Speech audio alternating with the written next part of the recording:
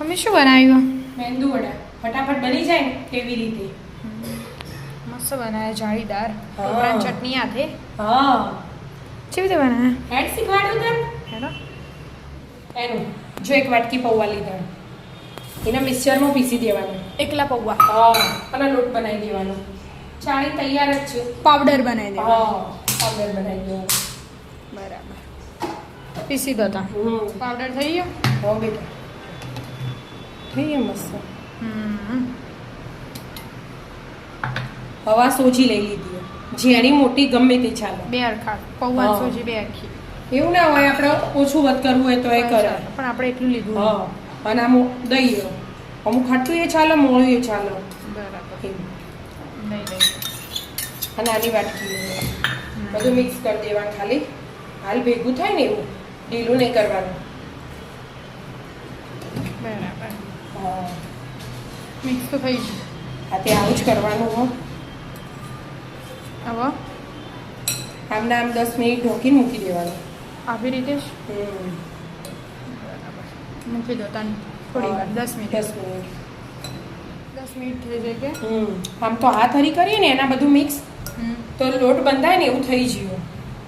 પણ હવે હાલ હાથથી નહીં કરવાનું. હવે એક બટાકું બાફેલું એ લઈ લીધું. મોટું બટાકો બાફી ગયો. મીડિયમ જ છે. આ વાટકી આપણે જે પેલું લીધું ને એટલું જ છે. અને આદુ અને મરચાં ખોડીને લઈ લીધું અમે. બરાબર, હવે મીઠું આનું જોવો ને એટલું બધું મીઠું નાખી દેવાનું. સ્વાદ અનુસાર. હા સ્વાદ અનુસાર.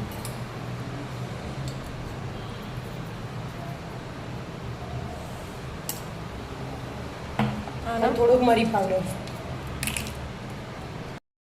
અડધી ચમચી, અને લીલા ધાણા. અને આમાં લીમડો એ નખાય, એનો મીઠો લીમડો કટિંગ કરીને નાખી દેવાનું. અને આમાં બધો સ્વાદ ઓછો ગમે ને એટલે. હવે આમ બધું મિક્સ કરી દેવાનું હાથ હરી. લોટ બંધાય ને એવું મસ્ત થઈ જશે. બરાબર, મસ્ત બરાબર આમ લોટ બંધાય એવું કરી દો.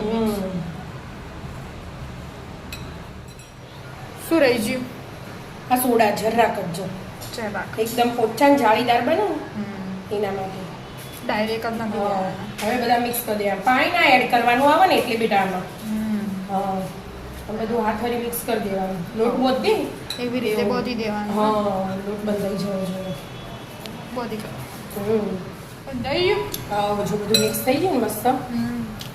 તેલ ગરમ કરવા મૂકી દીધું અને આવી રીતે આમાં આવા લુવા લઈ લેવાના. તેલ વાળો હાથ કરો, પોણી વાળો હાથ કરો, આમ મસ્ત આમ લુવો કરી દેવાનો ગોળ. પછી આમ દબાવવાનું, પછી વચ્ચે હોલ કરી દેવાનું. થઈ ગયું. આવી રીતે બસ આવા જ હોય મેંદુવાળા. હા આવી રીતે બધા બનાવી દેવાના એક હરખા મસ્ત.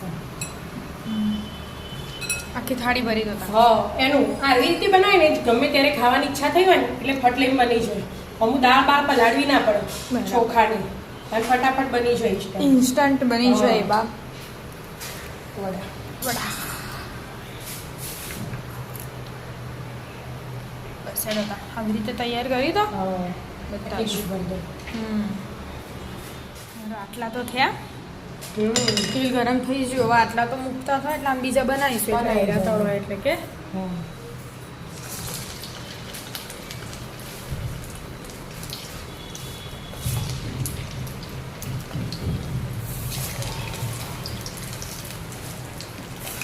થોડું વધારે ગરમ થઈ ગયું. ધીમે ધીમે મૂકજો. હવે થવા દો, બ્રાઉન કરવાના. ક્રિસ્પી ક્રિસ્પી કરવાના હોય કે આ તો થવા દો તને તળાવા દો. એટલા બીજા તૈયાર કરી દેવાના. તળાઈ જાય. હા જો તળાઈ જાય ને બ્રાઉન બ્રાઉન મસ્ત ક્રિસ્પી એકદમ મસ્ત થયા હો મમ્મી. નેના હતા છેલ્લા ભૂલ્યા નહીં એનું. મોટા થયા. બસ બંધ કરી દીધો. મેંદુ વડા ના હાથેની ચટણી બનાવવાની. ચટણી બનાવો. ટોપરાની મસ્ત થયા મમ્મીઓ. ઉપર પેલો રવો કેવો દેખાય વ્હાઈટ મસ્ત. એને થોડા ઠંડા ઠંડા થવા દો.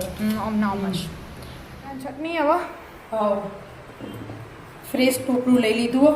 હા છોલીને અને તીખા મરચાં 2 લીધા અને લીલા ધાણા અને આદુ 1 ઇંચ ટુકડો નાખવાનો હાલ છોલી દો અને મીઠું થોડુંક જ જોયું. અને પેલું લસણ લસણ નહીં નાખવાનું. નહીં નાખવાનું. ના લસણ એ તો સંભાર માટે બનાવ્યું ને. 1 ઇંચ આદુનો ટુકડો નાખી દીધો છોલી અને મીઠું ખાવું હોય એટલું. આમાં દાળિયાની દાળ સિંગ દાણા જે નખવું એ નખાય. એવું હા પણ આપણા બધાને ટેસ્ટ આવવાનો જ ખાલી ગમે આટલાનો જ એટલે એવી જ બનાવે. બરાબર. હવે પાણી રેડવાનું અને હવે પીસી લેવાની. પીસી લેવાનું. પીસી દેવા નીચે. હા જો મસ્ત પીસાઈ ગયો. લીલા ધાણા લીધેલ લીલો થોડો કલર આવ્યો. હવે વઘાર કરવાનો. ચટણીમાં વઘાર કરવાનો. હા આ વઘારેલી આવે ને હવે વઘાર લઈ લે. વઘારની તૈયારી કરો. તેલ મૂકી દીધું વઘાર માટે. હા અડધી ડોકલી જ એમાં રહી લઈ લેવાની. હજી ગરમ નહીં થયું. થઈ જવાનું જ થોડુંક હોય ને એટલે વાર ના લાગે બીજા.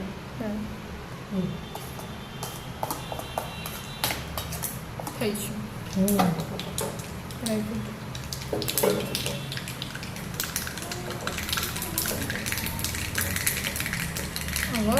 લાલ મરચાં લાલ મરચાં